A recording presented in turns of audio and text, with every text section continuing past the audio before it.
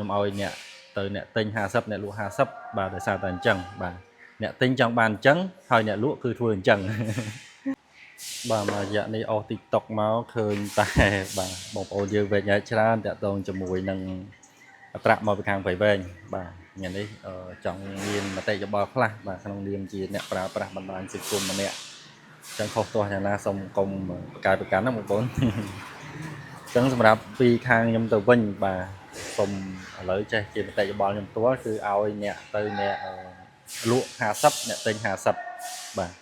ដែលហេតុអីបងប្អូនបាទព្រោះថាអត្រាមួយគឺយើងមិនមែនទិញតាមអនឡាញទេខ្ញុំជឿថាអញ្ចឹងហ្មងមិនមែនថាអូអ្នកលក់ថតតែរូបហើយយើងជាអ្នកទិញតាមអនឡាញគេផ្ញើរូបមកទេយើងទិញតាមរូបទេគឺយើងសុទ្ធសឹងតែទៅមើលផ្ទាល់អញ្ចឹងណាបងប្អូនហើយសម្រាប់ជាមតិយោបល់ខ្ញុំទេបើសិនជាបងប្អូនទិញគ្រឿងធំតម្លៃរាប់ម៉ឺនចេះបងប្អូនគួរតែមានអ្នកជំនាញបាទក្នុងការដែលទៅជួយមើលបងប្អូនណាបើសិនជាបងប្អូនមិនសូវជាអ្នកចេះមើលទេបាទព្រោះនេះគ្រឿងចាក់នេះគឺតម្រូវការអ្នកជំនាញព្រោះពេលខ្លះយើងទៅទិញបើសិនជាឃើញដៃជើងខ្ចីយើងទិញទៅតាមរូបរាងខាងក្រៅគឺមិនត្រូវទាំងស្រុងទេបាទ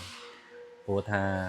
ខ្ញុំឲ្យអ្នកទៅអ្នកទិញ50អ្នកលក់50បាទដោយសារតែអញ្ចឹងបាទអ្នកទិញចង់បានអញ្ចឹងហើយអ្នកលក់គឺធ្វើអញ្ចឹង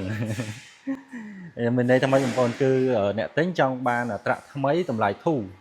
ហើយអ្នកលក់វិញគឺបំពេញតាមតម្រូវការរបស់អតិថិជនចង់បានតម្លៃធូរគឺគាត់រកទិញអត្រាមួយទឹកដែលមានតម្លៃធូរចាស់អីចឹងគឺគាត់យកមករៀបឡើងវិញបាទគ្រឿងក៏មានកំណត់អីក៏មានកំណត់ដើម្បីរក្សាតម្លៃធូរប៉ុន្តែអ្វីដែលគាត់ធ្វើនោះខ្ញុំជឿថាគាត់ធ្វើគ្រឿងខាងក្រៅធ្វើមិនឲ្យថ្មី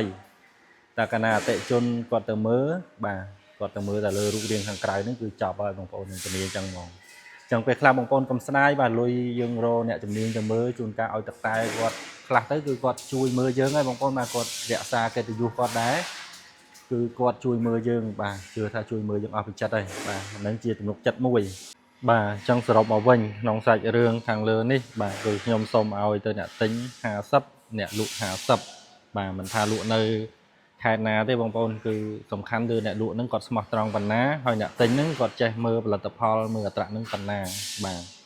ហើយបើយើងអត់មានជំនាញទេយើងគួរតែរកអ្នកជំនាញបាទក្នុងការជួយមើលហើយខ្ញុំជឿថាបើបងប្អូនមើលត្រូវមិនត្រូវអីអាចសុំបាទអ្នកលក់ចេញមកវិញមកបើសិនជាបងប្អូន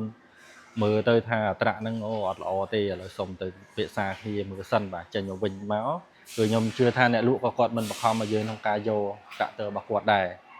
ចាំបើសិនជាបងប្អូនស្រឡាញ់ពេញចិត្តអត្រាហ្នឹងល្អហើយតម្លៃប៉ុណ្ណឹងបងប្អូនឯកភាពហើយអាហ្នឹងគឺបាទឯកភាពទាំងអស់គ្នាទេបាទក្នុងរឿងហ្នឹងគឺអញ្ចឹងអ្នកលក់50អ្នកទិញក៏50បាទអរគុណបងប្អូន